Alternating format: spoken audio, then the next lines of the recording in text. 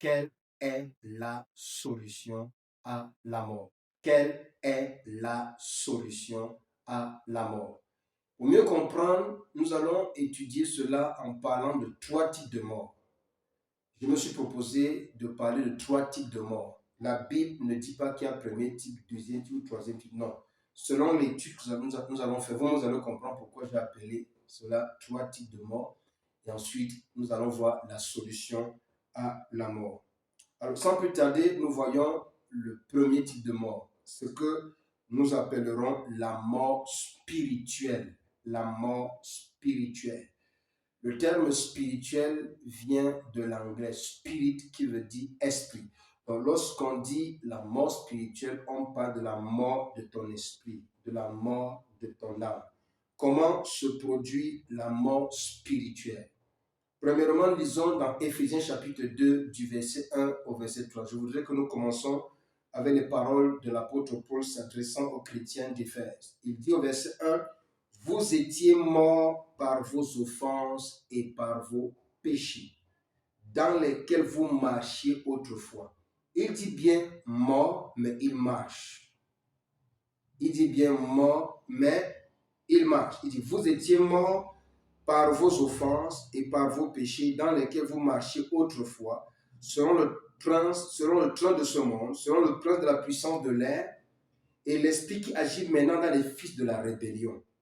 Verset 3, il dit, nous tous aussi, il dit, même moi Paul, nous tous aussi, nous étions de leur nombre, c'est-à-dire du nombre de ceux qui étaient morts selon leurs offenses et leurs péchés, dans lesquels ils marchaient. Donc, ils marchaient par leurs offenses, leurs péchés, ils sont morts. C'est pour ça qu'on ne parle pas de mort physique, on parle de mort spirituelle. Et il dit, nous vivions autrefois selon les convoitises de notre chair, accomplissant les volontés de la chair et de nos pensées. Donc, nous étions morts parce qu'on accomplissait les volontés de la chair et de nos pensées. Lorsqu'on parle des volontés de la chair, nous allons expliquer pour que vous compreniez de quoi est-ce qu'il s'agit. C'est quoi les volontés de la chair? Donc, selon les volontés de la chair et de nos pensées, et nous étions par nature des enfants de colère comme les autres. Alors, nous lisons encore ce que Paul dit aux chrétiens de Rome. Dans Romains chapitre 8, verset 6, l'apôtre Paul dit, « Et l'affection de la chair, c'est la mort, tandis que l'affection de l'esprit, c'est la vie et la paix. » L'affection de la chair, c'est la mort, tandis que l'affection de l'esprit, c'est la vie et la paix. Je veux finir ici avant d'expliquer. Jacques chapitre 1, 14 à 15. L'apôtre Jacques dit, « Mais chacun est tenté quand il est attiré et amorcé. » Quand il est attiré et amorcé par sa propre convoitise. Puis, la convoitise, lorsqu'elle a conçu, enfante le péché. Et le péché étant consommé, produit la mort. Alors, partant de ce que Paul dit aux chrétiens d'Éphèse, aux chrétiens de Rome, et ce que l'apôtre Jacques explique, nous comprenons qu'on ne parle pas ici de la mort physique. On parle de la mort spirituelle, précisément de la mort de notre esprit. L'esprit humain est même né pécheur. L'esprit humain est né avec la nature du péché. Ça veut dire que l'être humain est né avec son esprit ayant déjà la nature du péché depuis que Adam et Ève ont péché contre Dieu dans le jardin d'Éden. Nous pouvons lire ça dans Genèse chapitre 3. Le Seigneur leur avait dit bien précisément à l'homme au chapitre 2 de ne pas manger l'arbre de la connaissance du bien et du mal, que le jour qu'ils en mangeront, ils mourront. Donc, l'arbre de la connaissance du bien et du mal étant consommé, l'homme est devenu mortel. Maintenant, à ce moment dans Genèse chapitre 3, il ne s'agissait pas seulement d'une seule mort, il s'agissait au moins de deux morts. Premièrement, la mort spirituelle. Deuxièmement, la mort physique. Parce que Dieu va conclure en disant, tu retourneras poussière. Donc, Paul ici nous aide à comprendre ce que c'est que la mort spirituelle. La mort spirituelle, c'est cette mort que tu as. Pourtant, tu es physiquement vivant. On te voit, tu parles, tu respires, tu manges avec tout le monde, tu te déplaces, tu as tes activités, mais tu es spirituellement mort sur le plan invisible, sur le plan de ton esprit et de ton âme. tu es mort. Et qu'est-ce qui t'apporte la mort? La parole de Dieu est claire là-dessus. Il dit, vous étiez morts par vos offenses et par vos péchés. L'origine de la mort, c'est le péché. Le péché que tu as commis dans ta vie te procure la mort. Précisément à ce niveau, nous parlons de la mort spirituelle. Ton âme est morte, ton esprit est mort, tu es à la merci du diable. C'est ça la mort spirituelle. Donc, c'est ce que l'apôtre Paul nous explique. La mort spirituelle est causée par le péché. Et Paul dit, l'affection de la chair, c'est la mort. Il faut comprendre lorsqu'on parle des œuvres de la chair. Dans Galates chapitre 3, à partir du verset 19, l'apôtre Paul parle aux chrétiens galates en leur parlant, n'est-ce pas, des œuvres de la chair. Les œuvres de la chair sont, il parle de l'inimitié, des impuretés, de la cupidité, il parle de l'ivrognerie, de la sorcellerie, de la gloutonnerie, de la jalousie, des divisions, des partis pris, les œuvres de la chair. L'apôtre Paul dit au verset 3 d'Éphésiens chapitre 2, nous tous aussi, nous étions de leur nombre et nous vivions autrefois selon la convoitise de la chair, la convoitise du sexe opposé, la convoitise de manger à l'excès, la convoitise de l'alcool, la convoitise des cigarettes, la convoitise des richesses, la convoitise de l'argent qu'on appelle la cupidité. Donc, selon les convoitises de notre chair, accomplissant les volontés de la chair et de nos pensées charnelles. L'apôtre Jean dit dans 1 Jean chapitre 2, je crois le verset 18, il dit pas des convoitises de la chair, convoitises de Dieu et l'orgueil de la vie qui sont inimitié contre Dieu. Donc lorsque tu pratiques ces choses dans ta vie, ça te procure ce qu'on appelle la mort spirituelle. Le péché est à l'origine de la mort spirituelle. Je crois que nous allons voir ça dans le livre de Apocalypse chapitre 21 où l'apôtre Jean cite ceci, mais pour les lâches, les incrédules, les abominables, les meurtriers, les impudiques, les enchanteurs, les idolâtres et les menteurs, ça procure la mort spirituelle. Voilà, ça c'est le premier type de mort. Je voudrais parler maintenant du deuxième type de mort. Deuxième type de mort, nous lisons Ecclésiaste chapitre 8, verset 8, où la Bible dit « L'homme n'est pas maître de son souffle pour le retenir. » L'homme n'est pas maître de son souffle pour le retenir. Il n'a aucune puissance sur le jour de la mort. Il n'y a point de délivrance dans ce combat et la méchanceté ne saurait sauver les méchants. Il n'y a aucune délivrance dans ce combat. Le jour que Dieu a décidé que le souffle te sera retiré, tu ne peux pas empêcher cela. Le jour que Dieu a décidé que ton cœur va s'arrêter, tu ne peux pas empêcher cela. Donc ici, l'Ecclésiaste parle de la mort physique. Et il dit, l'homme n'est pas maître de son souffle pour le retenir. C'est de cette mort que Dieu parle dans Genèse chapitre 3, le verset 19, où il dit, c'est à la sueur de ton front que tu mangeras du pain. Maintenant, écoutez la suite.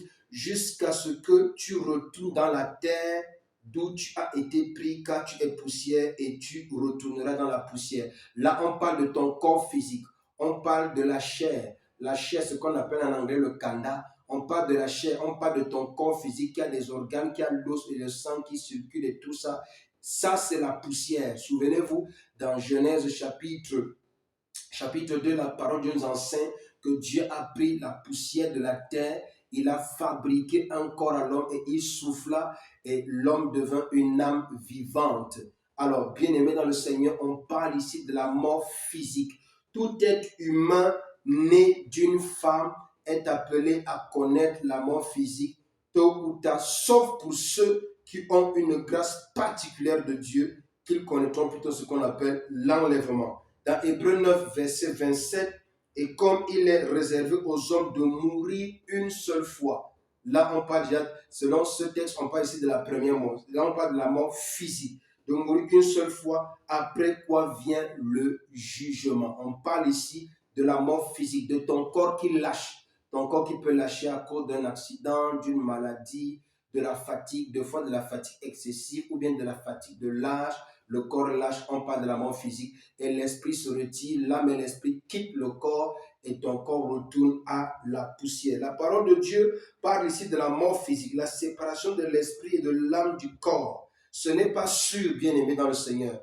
Tous ceux qui m'écoutent, ce n'est pas une mauvaise prophétie, mais c'est la vérité. Ce n'est pas sûr que plusieurs d'entre nous, dans cette génération à l'heure actuelle qui sont vivants, seront encore vivants d'ici 100 ans. À moins ceux-là à qui Dieu accorde une grâce spéciale de vivre plus de 100 ans.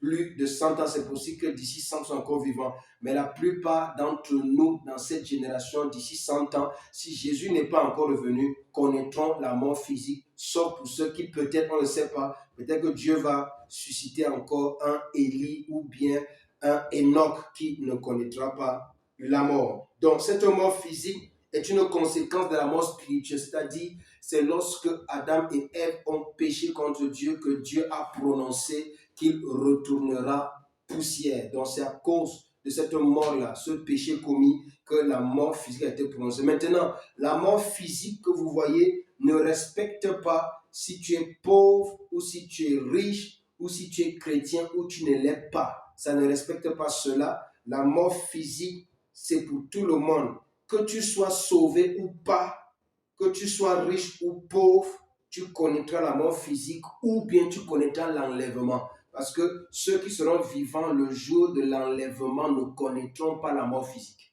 Ceux qui seront vivants le jour de l'enlèvement ne connaîtront pas la mort physique. Mais nous tous, nous avons connu la mort spirituelle. Nous tous, à commencer par moi, nous avons péché contre Dieu. Nous avons marché dans le péché. Mais gloire soit rendue à Dieu. Le Seigneur a pourvu une solution. Dans Luc chapitre 16, à partir du verset 22, la parole de Dieu déclare: le pauvre mourut et il fut porté par les anges dans le sein d'Abraham. Le riche mourut aussi et il fut enseveli. Donc on voit ici le pauvre et le riche, tous sont morts. Donc la mort ne respecte pas si tu es enfant de Dieu ou pas. Nous voyons les apôtres qui étaient des véritables enfants de Dieu.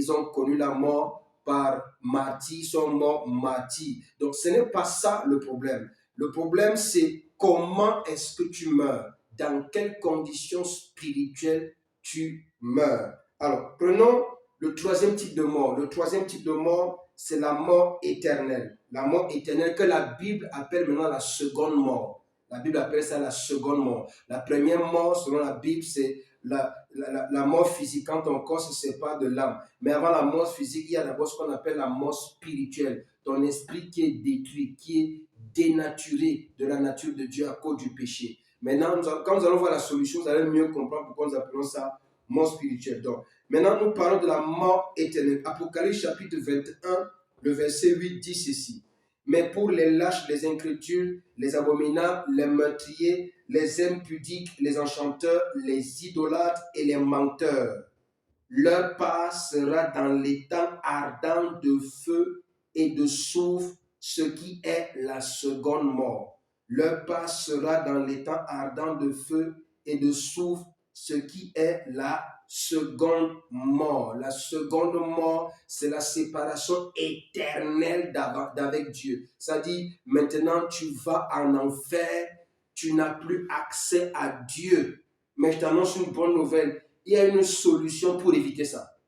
Il y a une solution pour être débarrassé. Je veux dire pour être délivré de la mort spirituelle. Il y a une solution, n'est-ce pas, pour éviter la mort éternelle. Il y a une solution pour quitter la mort physique. Je répète encore. Il y a une solution pour être délivré de la mort spirituelle. Il y a une solution, n'est-ce pas, pour quitter la mort physique. Il y a une solution pour éviter la mort éternelle. J'utilise des termes différents pour que vous compreniez la différence entre les trois. Tout à l'heure, nous allons en parler. Dans Apocalypse chapitre 20, le verset 6, il dit: heureux et saints ceux qui ont part à la première résurrection. La seconde mort n'a pas de pouvoir sur eux. Là, nous commençons déjà à entendre les solutions. Donc, il y a possibilité que la seconde mort, c'est-à-dire la mort éternelle, ne puisse pas avoir de pouvoir sur certaines personnes. Il y a une possibilité. Mais il dit, la seconde mort n'a pas de pouvoir sur eux, mais ils seront sacrificateurs de Dieu et de Christ et ils régneront avec lui pendant 1000 ans. Alléluia. J'aime cette partie. Je vais y revenir pour parler du règne de 1000 ans. Donc, la mort éternelle, c'est la séparation éternelle de Dieu. Tu es éternellement séparé de Dieu. Mais nous ne parlons pas de ça pour dire que c'est ce qui va t'arriver. Non, non, non. Nous parlons de ça pour que tu prennes conscience et que tu puisses saisir la solution pour éviter d'avoir accès ou bien pour éviter que la seconde mort ait pouvoir sur toi. C'est pourquoi ceux qui jusqu'à la mort physique ont refusé Jésus-Christ ou l'ont renié, c'est pour eux, c'est pour ceux qui ont maintenant la mort spirituelle et qui vont jusqu'à la mort physique avec la mort spirituelle. Donc, la mort éternelle, c'est pour qui? La mort éternelle, c'est pour ceux qui, jusqu'à leur mort physique, ont refusé Jésus, ont renié Jésus. Je répète, la mort éternelle, c'est pour ceux-là qui, jusqu'à leur mort physique, ont refusé Jésus, ont renié Jésus.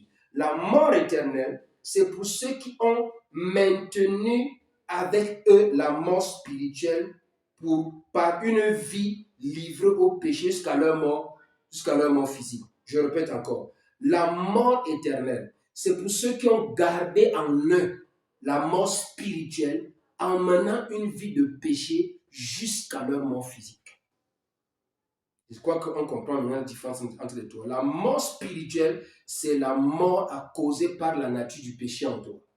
La mort physique, c'est quand ton corps lâche et retourne à la poussière. La mort éternelle, c'est lorsque tu as vécu avec la mort spirituelle, c'est-à-dire tu as vécu avec la nature du péché, tu as continué à jouer ta vie dans le péché, tu as régné Jésus, tu as mis Jésus de côté jusqu'à ta mort physique. Alors, la mort éternelle est pour toi. Mais pour toi qui ne veux ni la mort spirituelle, ni la mort éternelle, ni la mort physique, je vais te proposer, selon la parole de Dieu, la solution à tous ces trois types de morts. Comment faire pour être délivré de la mort spirituelle? Parce que nous sommes tous nés avec la mort spirituelle, puisque nous sommes tous nés pécheurs. La Bible dit, le salut du péché, c'est la mort. Et la parole de Dieu dit dans Romains chapitre 3, verset 23, la Bible dit, tous ont péché et sont privés de la présence glorieuse de Dieu. Ton esprit est privé de la présence de Dieu. C'est la mort spirituelle. La mort physique, ton corps retourne à la poussière. La mort éternelle, c'est lorsque tu refuses Jésus, tu renies Jésus et tu meurs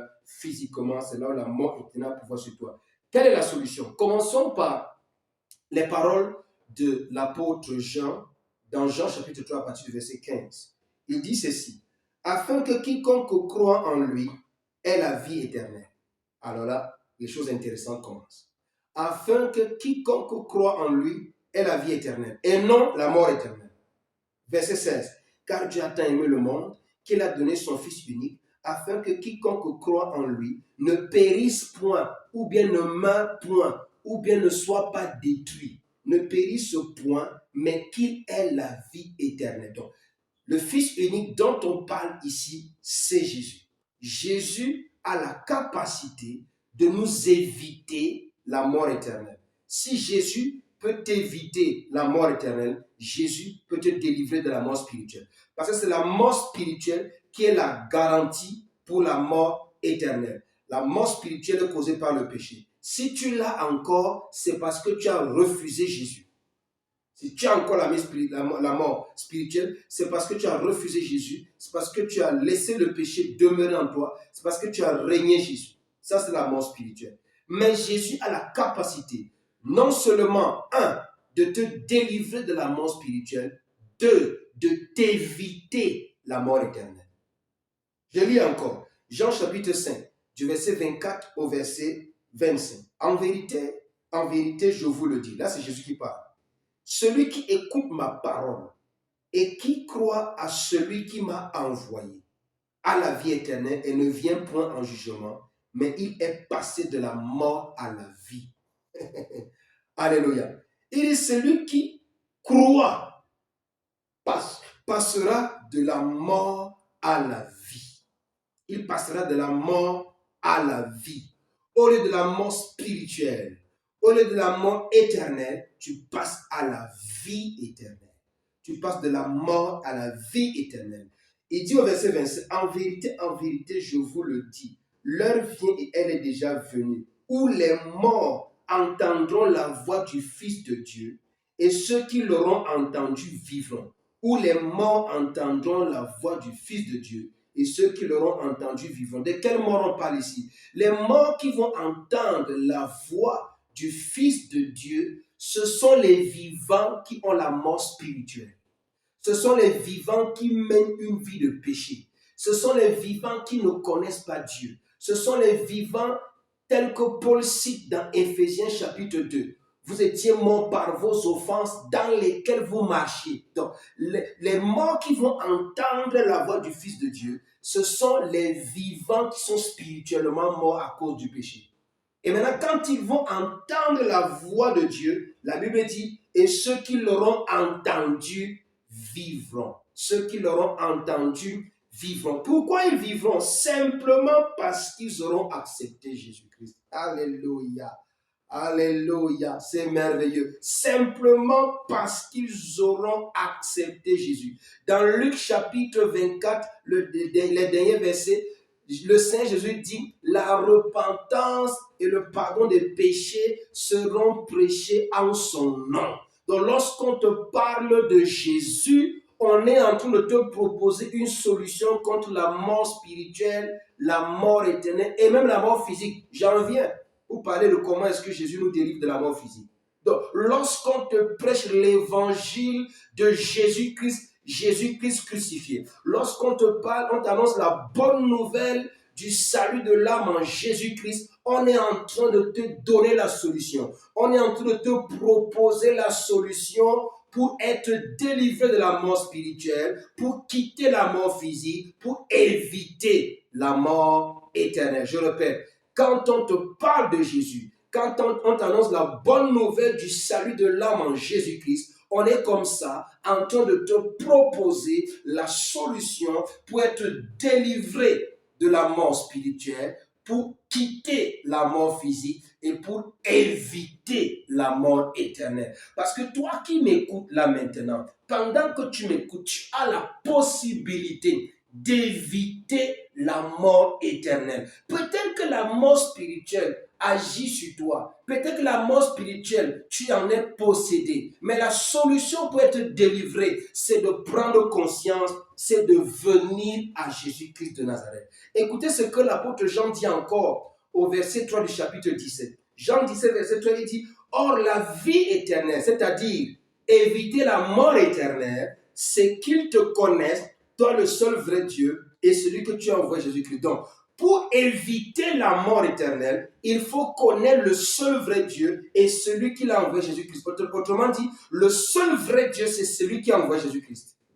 Donc, tu ne peux pas croire, tu ne peux pas dire que Dieu existe et que Dieu te sauve si tu ne connais pas ou si tu ne crois pas ou bien si tu n'acceptes pas celui qui l'a envoyé, Jésus-Christ. Dans Jean 14, verset 6, Jésus-Christ pouvait dire, je suis le chemin, la vérité et la vie. Personne ne peut arriver au Père sans passer par moi. Donc, si tu veux me connaître le vrai Dieu, tu es obligé de passer par Jésus. Personne ne peut connaître le seul vrai Dieu sans Jésus-Christ. Parce qu'il a donné le pouvoir à Jésus. Il a donné l'autorité à Jésus. Il a donné la capacité à Jésus de donner la vie à celui qui croit en lui. Alléluia. De donner la vie à celui qui croit. Donc, une fois que le péché est pardonné, la mort n'a plus de pouvoir.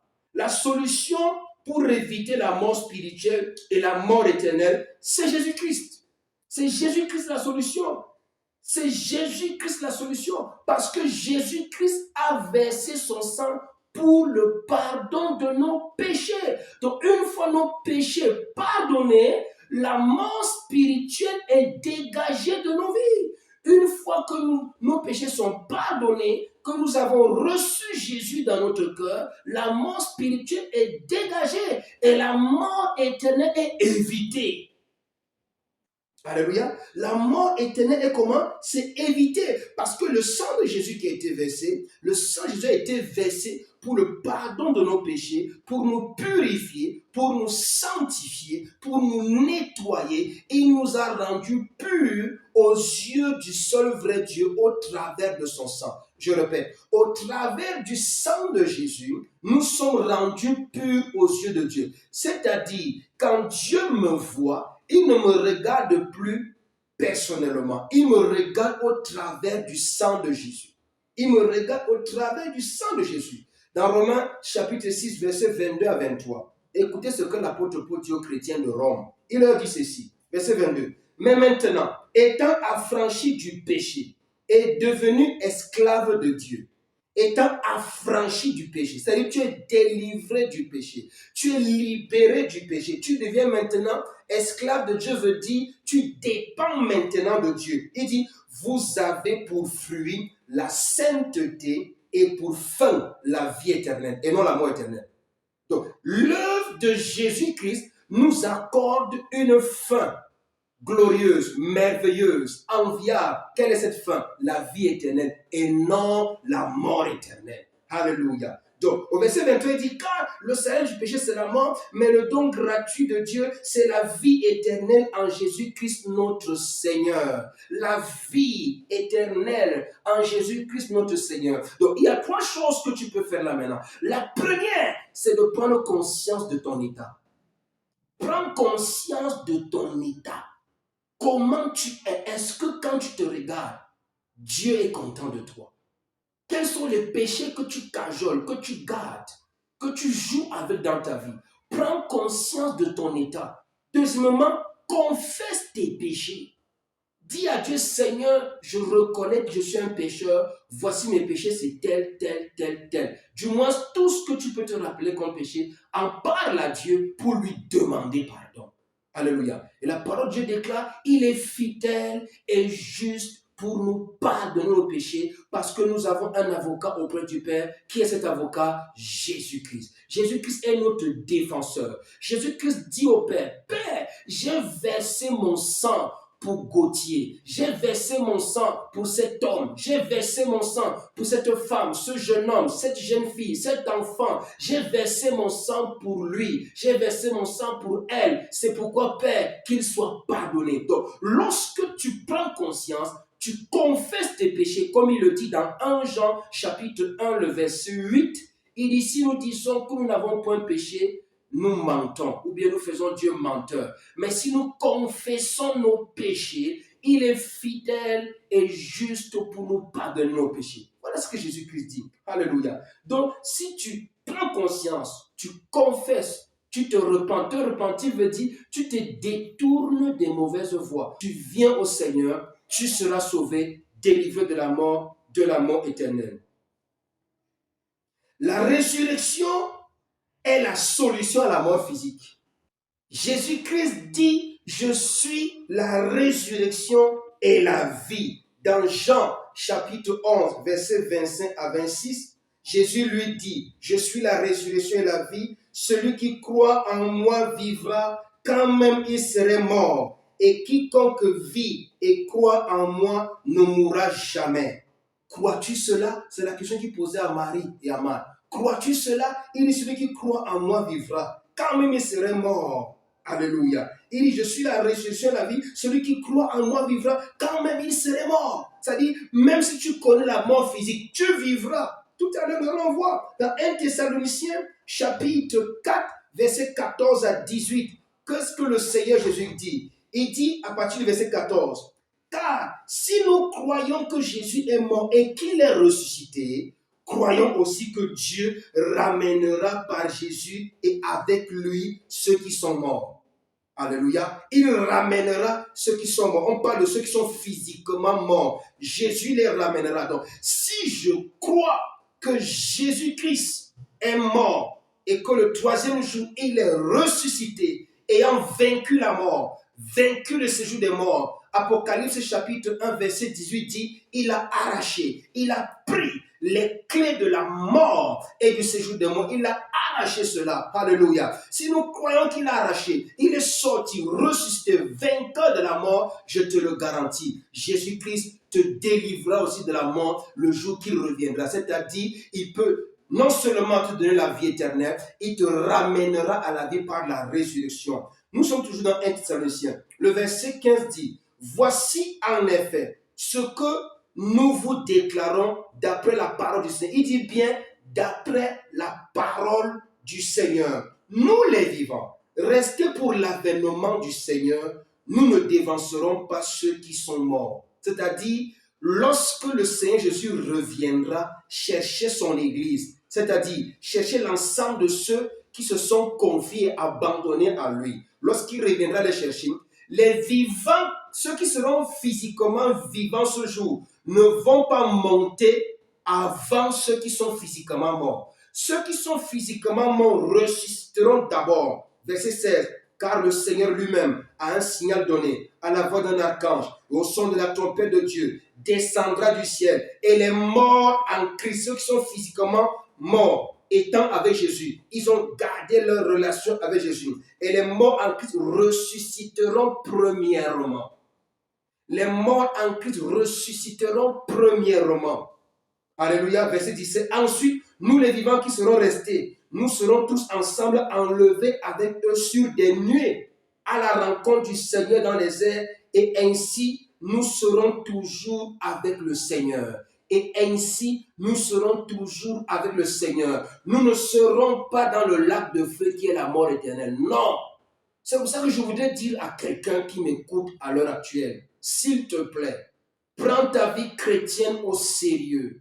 Ne laisse rien t'amener à rétrograder. Ne laisse rien t'amener à abandonner la foi en Jésus. Il est écrit que nous sommes sauvés par la grâce au moyen de la foi en Jésus. Ne laisse rien t'amener à orienter ta foi en un autre Dieu que Jésus. Jésus est le seul en qui nous devons avoir la foi pour le salut de nos âmes, pour que nous ayons la vie éternelle. Ne laisse pas les persécutions, ne laisse pas les tribulations, ne laisse pas les attaques, ne laisse pas les oppressions, les soucis de la vie t'amener à abandonner le Seigneur Jésus-Christ. Non, ne te laisse pas faire. Ne rentre pas dans tes vomissures. Ne retourne pas en Égypte, c'est-à-dire ne retourne pas dans le monde. L'Égypte est le symbole de la mondanité. Ne retourne pas à Babylone. Babylone est le symbole de la mondanité et de l'idolâtrie et de la prostitution.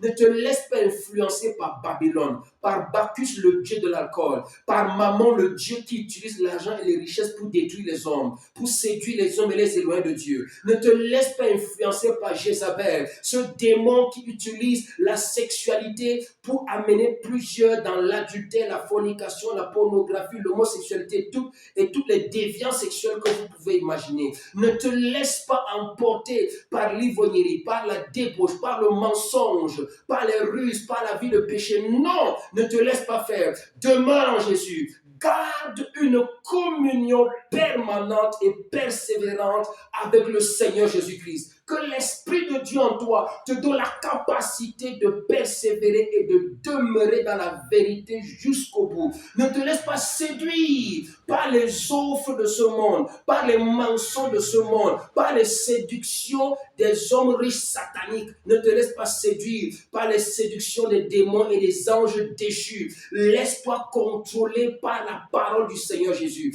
Laisse-toi contrôler par les évangiles de Jésus-Christ. Laisse-toi conduire par le Saint-Esprit. Laisse-toi conduire par la vérité de la parole de Dieu et demeure attaché éternellement et permanemment à Jésus-Christ de Nazareth. Seuls les morts en Jésus-Christ qui ressusciteront pour la vie. Autrement dit, Jésus est le moyen par lequel on peut quitter la mort physique, revenir à la vie et vivre éternellement avec le Seigneur Jésus. Ah oui, on parle des résurrections. Il n'y a pas que ceux qui sont en Jésus qui vont ressusciter. Même ceux qui n'ont pas Jésus vont ressusciter. Mais ils ne ressusciteront pas pour le même objectif. Ils ne ressusciteront pas pour la même intention. Daniel chapitre 12, verset 1 au verset 2. La parole de Dieu déclare, en ce temps-là, ceux de ton peuple qui seront trouvés inscrits dans le livre seront sauvés. Il y a un livre qu'on appelle livre de vie. Nous y reviendrons, nous parlerons encore de cela lorsqu'on va parler des résurrections. Il dit, ceux qu'on trouvera inscrits dans le livre seront sauvés. Verset 2. Plusieurs de ceux qui dorment dans la poussière, c'est-à-dire ceux qui sont physiquement morts. Nous avons vu que la mort physique, c'est lorsque tu retournes poussière.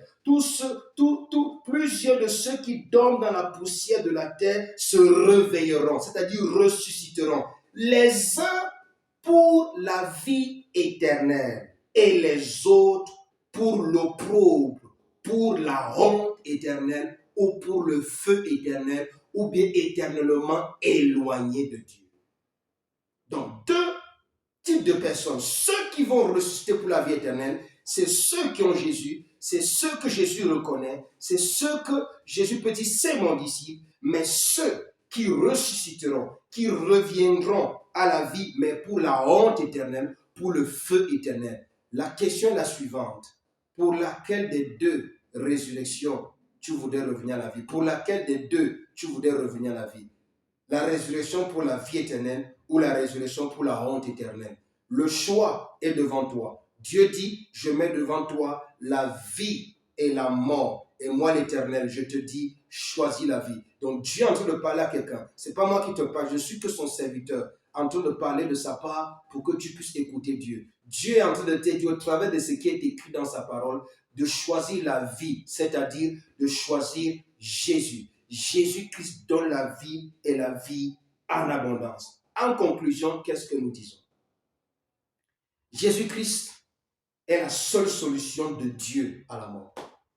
Aucune médecine, aucune science, aucune théologie ne peut te délivrer de la mort si ce n'est celle de Jésus-Christ. Seule la théologie de Jésus, seule la connaissance de la personne de Jésus-Christ. Il dit, la vie éternelle, c'est qu'ils te connaissent, toi le seul vrai Dieu, et celui que tu as envoyé, Jésus-Christ. Jésus-Christ est la seule solution de Dieu à la mort.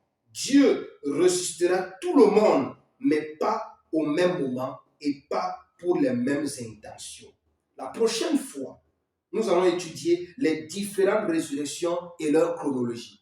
À quel moment se produit chaque résurrection? Dans la Bible, il y a plusieurs types de résurrections. Nous allons étudier les différentes résurrections et leur chronologie. Et tu verras l'importance encore et la nécessité absolue et obligatoire de se donner totalement à Jésus, de se préparer à la prochaine venue de Jésus-Christ. Que le Seigneur te bénisse, que le Seigneur te restaure. Donne ta vie à Jésus, accepte Jésus dans ton cœur comme ton Seigneur et ton Sauveur personnel. Ciao, ciao, que Dieu te bénisse.